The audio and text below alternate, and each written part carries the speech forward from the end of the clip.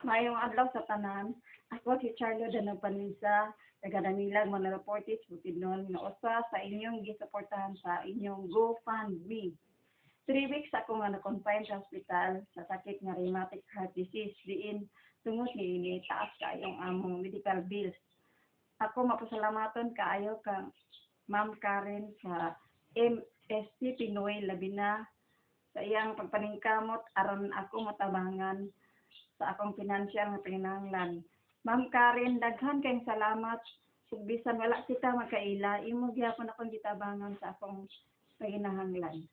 Ako magpasalamaton usab sa tanan mga mitubag sa panawagan ni Ma'am Karen sa iyang mga kliyente, customer, ug mga higala nga wala gayud gikawam sa ilang kinasing-kasing nga pagsuporta pinansyal. Dako kaayo kini nga tabang sa ako ug sa akong pamilya.